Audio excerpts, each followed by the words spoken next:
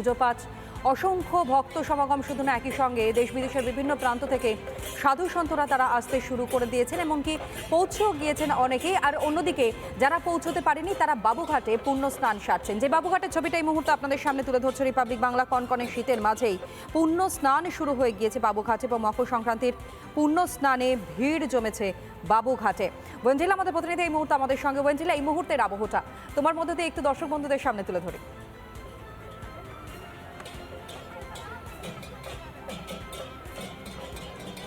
দেখো, একদিকে রামকৃষ্ণ আমাদের যখন গঙ্গাসাগরের সরাসরি ছবি দেখাচ্ছে, সেইখানে যেরকম একেবারে ঠিক থেকে ভিড়, এই মুহূর্তে কিন্তু বাবুঘাটও বাদ যাচ্ছে না।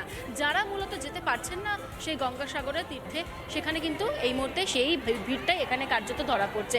বাবুঘাটে সকাল থেকে রয়েছি। মকর সংক্রান্তির যে একেবারে পুণ্য স্নান, তা কিন্তু ভোর রাত থেকেই শুরু হয়ে গিয়েছে। তুমি জানো যে রবিবার রাত 12টা বেজে 13 মিনিট থেকে সেই সময় লেগে গিয়েছে, এবং তারপর আজ অর্থাৎ সোমবার বেলা 12টা বেজে 13 মিনিটে সেই সময় ছাড়বে। তার মধ্যেই কিন্তু এই যে সময়সূচির মধ্যেই মকর সংক্রান্তির সেই পুণ্য স্নান সারতে হবে। সেই কারণে আজ সকাল থেকে কিন্তু প্রচুর মানুষ সকাল থেকে বাবুঘাটে এই মুহূর্তে ভিড় জমাচ্ছেন। একেবারে ঠিক থেকে ভিড় বলা না গেলেও বেশ ভালো ভিড় রয়েছে। সেই ছবি এই মুহূর্তে দেখাবো। দেখো, এই মুহূর্তে ভাটা রয়েছে।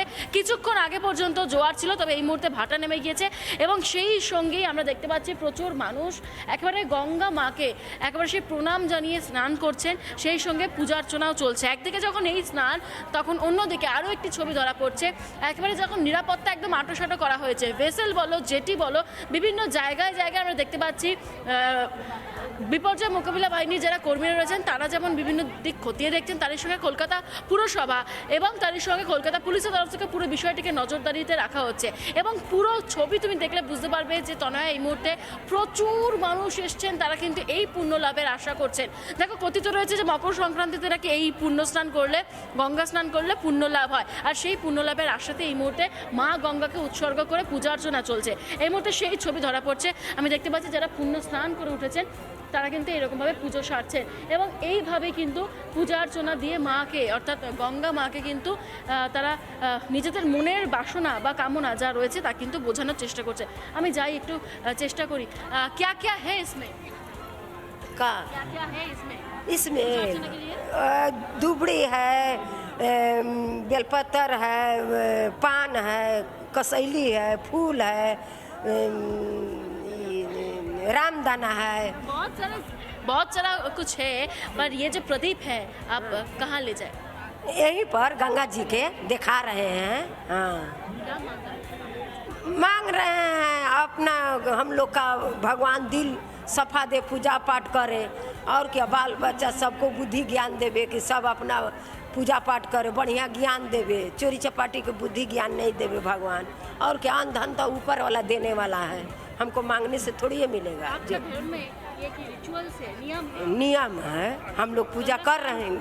गंगा स्नान के बाद पुण्य लाभ होगा। हाँ, पुण्य लाभ होगा, अपना आमदी कर रहा है। একেবারে দেখো, বিশ্বাস, সেই ধর্ম এবং ধর্মের প্রতি একেবারে তাদের যে আস্থা, সেই আস্থা থেকে তারা আজকে সকাল সকাল চলে এসছে।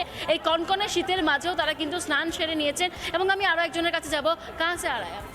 हम लोग कटिहार से हैं। बिहार से आ रहा है ये हाँ, गंगा हाँ, गंगा सागर से आके यहाँ पर सागर से हो गए हैं। बिहार आ गए हैं, बिहार से आए हैं, गंगा से आए हैं। हाँ, आके नहा के आ गए हैं। हम लोग रात यहाँ पर रहे, यहाँ पर पूजा करने के लिए आए हैं। हाँ बहुत सारे लोग भी हाँ हाँ, बहुत सारा लोग हैं।